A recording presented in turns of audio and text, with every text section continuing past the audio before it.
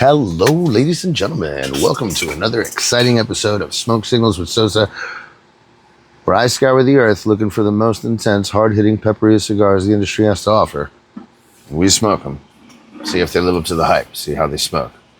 This is a snowy day here in Pennsylvania, eastern Pennsylvania. I'm in Levittown.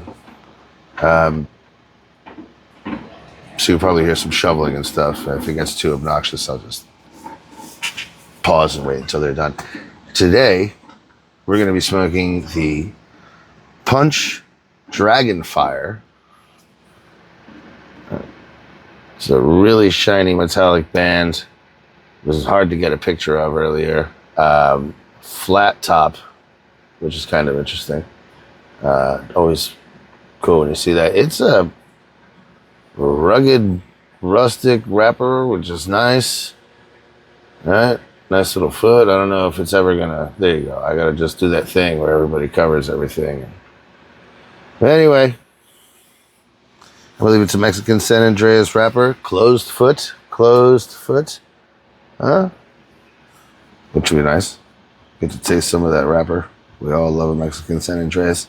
And then, Nicaraguan binder. It doesn't say what kind it is. Just says from Condega. The filler is Dominican, Honduran, and Nicaraguan without any real detail. Let's see what happens, huh? I mean, some places have it listed as medium full, some have it as full. There is a lot of boldness in the descriptors, a lot of buzzwords. So, here we go. This was actually sent to us here by our good friend Hugo of Hugo Smokes. If you have never watched Hugo, which I'm sure all of you who watch here probably do, because that's where I met most of you. Hugo is a reviewer.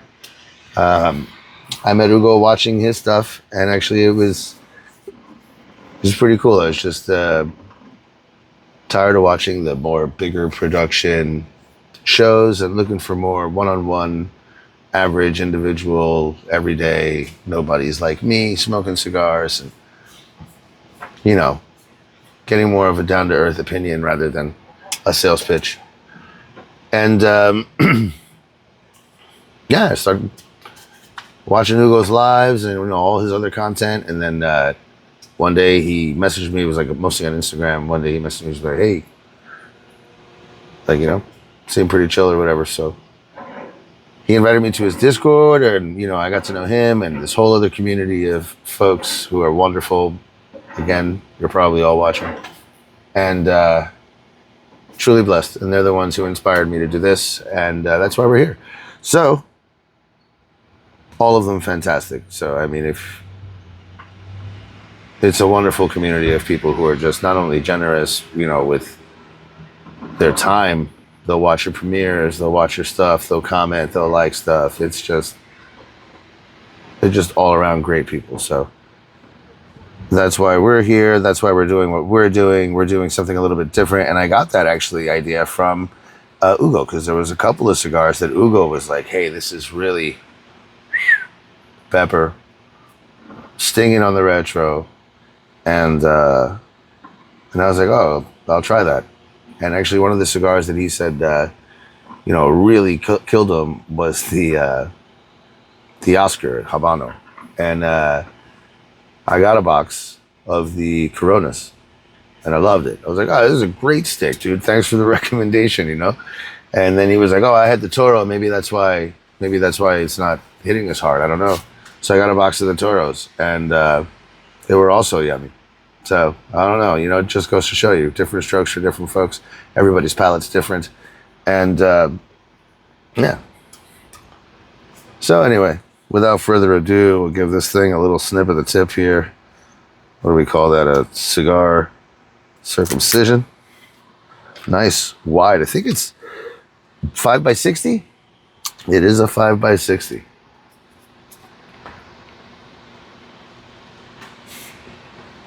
Tight's not. We'll do that again. The draw is not tight. It's pretty wide open, actually.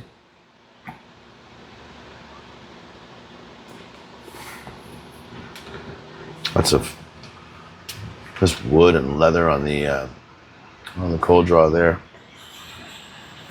You know that doesn't smell like anything except like aged tobacco.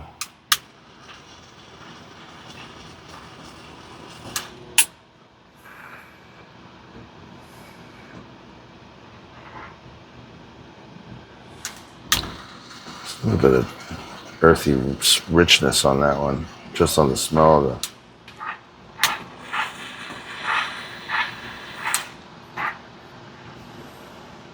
closed foot. Sometimes I like to just give it a little toast so I can smell the aroma that comes off it.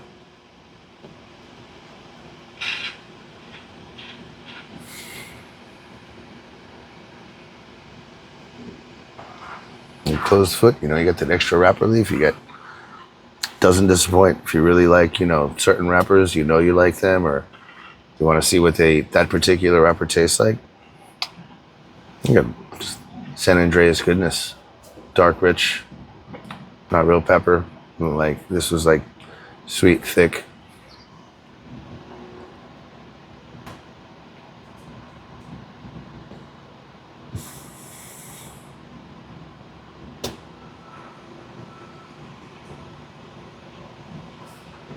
Nice sting on the retro. Nice sting. Let that all out. I did that forceful too. It wasn't even like a slow one. I got a little bit of a twitch over here. It almost felt like it could water. That was nice. But it wasn't like in your face pepper, right? It was like a sting, just like a stingy sinus sting.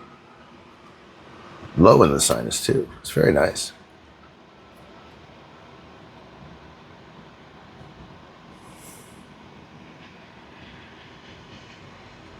Already that seems less, but there is like a almost cocoa-y something sweetness coming on the palate.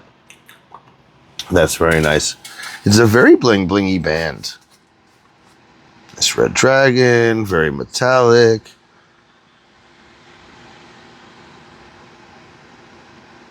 There's the punch guy there on the one side of the band. Tobacco leaves. Pretty cool. I'm not going to make this too long and too boring, but I do like to bore you all a little bit.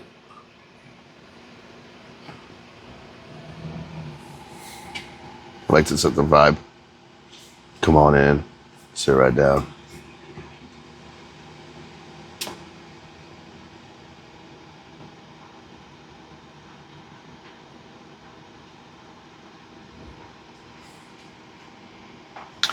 I got like baking spice and like dark roasted coffee beans.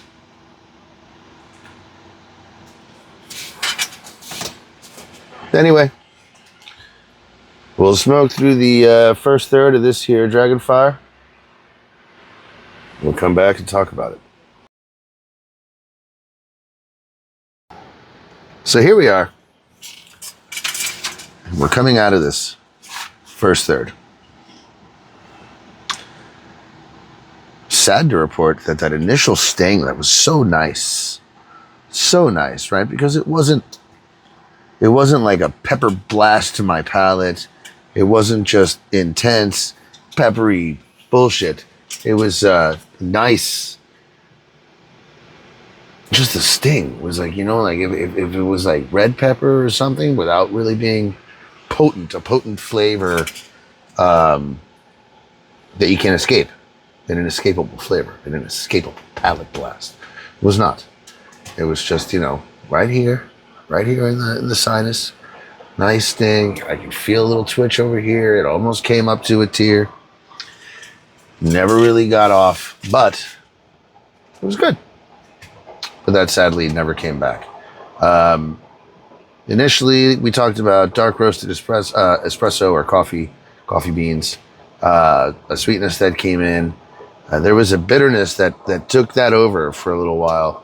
Couldn't really pinpoint. It was almost like a burnt coffee or charred wood, you know, because there is a woodiness that's ever present. It goes in and out. just like the sweetness that was so nice in the beginning went away, and then kind of flutters back and forth.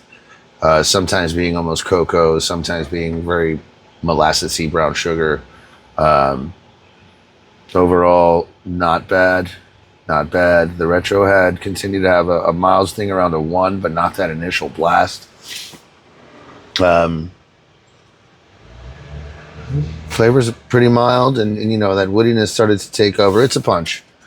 And there's certain expectations with certain brands, especially these legacy brands that sometimes, you know, all brands, they've been around forever, right? So it's not like they completely suck. Sometimes they have a good blend. They have one that hits. They have ones that stand the test of time. You know, when you pick one up, that what it to expect, what it's going to be like, and it's not going to disappoint typically in those aspects. So there's that woodiness, that almost leatheriness. But the leather in this one's not as predominant as like your standard core line punch.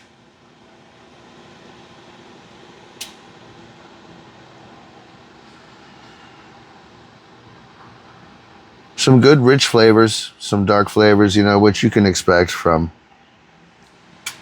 Nicaragua as well as a Mexican San Andreas. There's that in and out between coffee and cocoa, or dark chocolate and coffee espresso. There's a richness that's almost has an earthy quality without being there. It's more that woodiness. It's all right. For what we're doing here, so far disappointing, unless it's packed full of tobacco, of nicotine, you know, full of that nicotine that's gonna give me the gurgles and scratch that itch.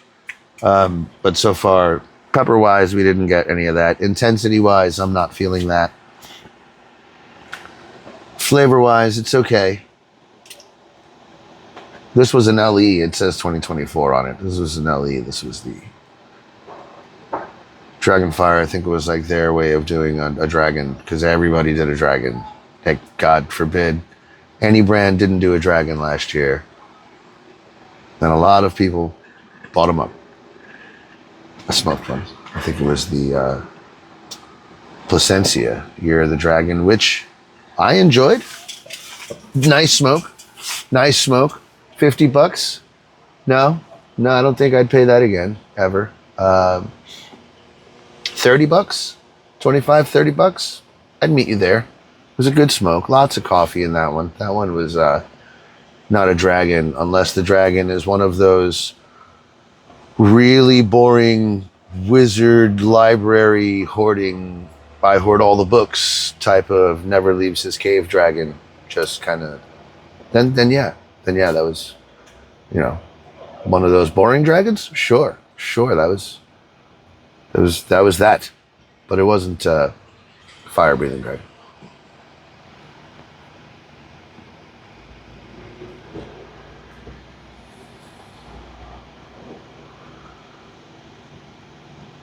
Enjoyable so far, just, you know, nothing to write home about. We'll keep hoping. We'll keep on the hope. I mean, the burn line, sometimes it looks like it wants to get out of line. It's a little heavy over there, but it all kind of rounds out and catches up.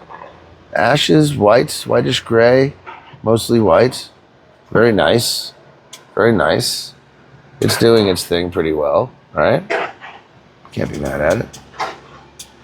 But let me smoke the next third, and then we'll come back and we'll talk some more. See you in a bit.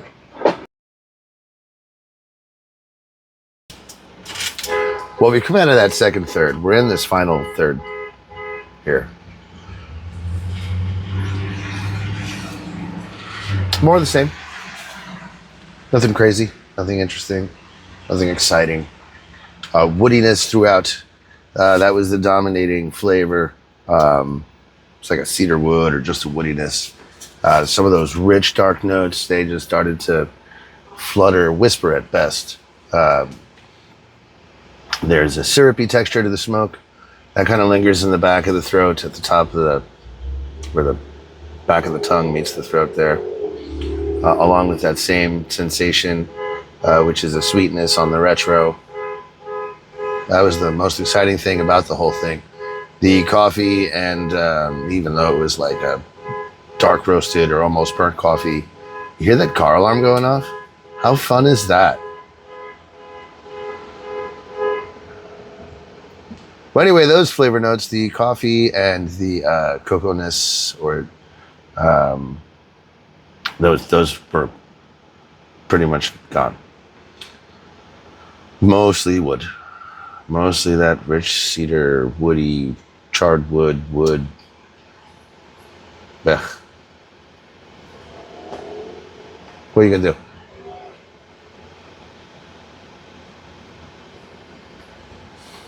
It's not bad, right? Like, it's still kind of sweet. It's still kind of doing its thing. It's just not exciting. It's really not exciting. It's for an LE with a, it's not a fancy band, but, bling blingy of sorts. They spent an extra 10 cents or so on making the fucking band and putting the date on it. It just wasn't spectacular. Definitely wasn't, what we look for here. This is about intensity. Pepper. Crazy nicotine. Full strength, full-bodied blasts of colon cleansing nicotine. Didn't get any of that. Not a gurgle, not a nothing. There was promise of a tear, and realistically, most of that probably came from the closed foot and the wrapper. Otherwise, it's been okay. It was, depending on where you got your info, categorized as a medium full to full. I'm gonna go medium full to medium. Very, very mellow, chill cigar. Just dark, dark nuances at first. Nice little flutters of sweetness. The sweetness is still there. It's not, glorious, but it's still there. It's not bad. It's just very syrupy. What ups?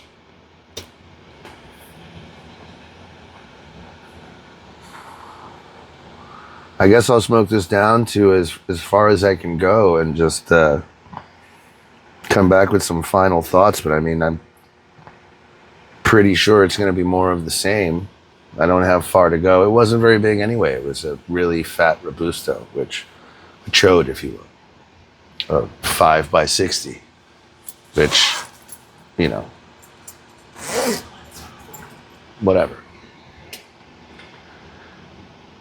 If you've had this cigar, if you've had different experiences, if you liked this cigar, if there's things about it that you enjoyed, tell me in the comments. Let's talk about it. It's a toothy motherfucker. I will give it that. There's even little white teeth in the ash.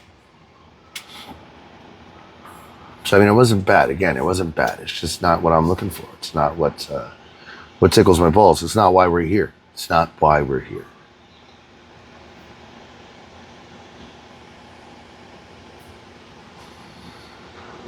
Well, let's see what happens in the next 10 inches. See you soon.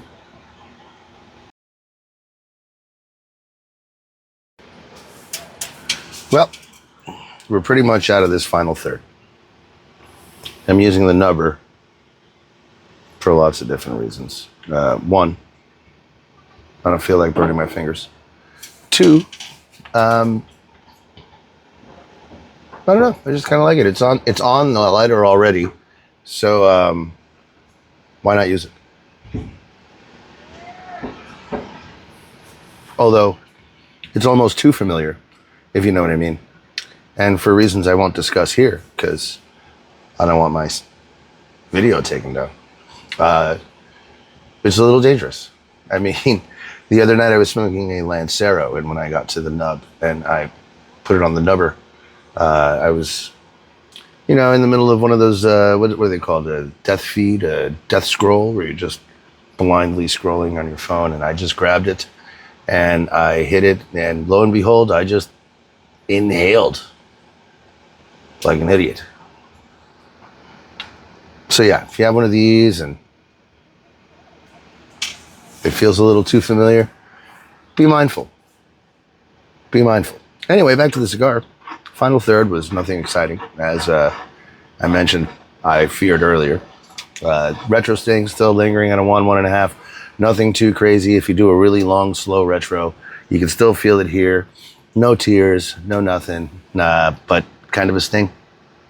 Kind of a sting. Not enough to give it a pepper. Not really on the scale, not on the Richter scale. If I had to give it a number, I'd give it a 1.5 at best. Nicotine? Beh. One nicotine. Is there some? I don't know. Haven't felt it. Flavor notes in the end were all of the same cederness with that very syrupy texture, which is the only thing that kind of makes it enjoyable, pleasurable, and not utterly just cedar and boring, is that syrupy sweetness that lingers again in the back of the throat where the tongue and the throat meet. Kind of gives you a nice little something to look forward to. Otherwise, it's been boring.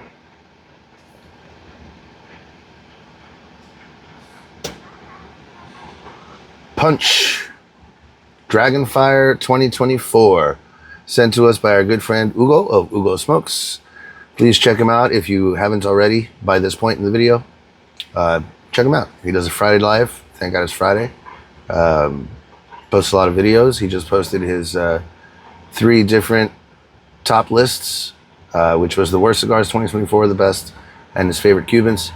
And yeah, this has been well, not quite a chore, but not entirely exciting. It was fun either way. Thanks for watching. Thanks for coming. Thanks for keeping me going. Hopefully we'll find one soon that just hits all the right spots, right? Until then, we'll meet back here. Take care.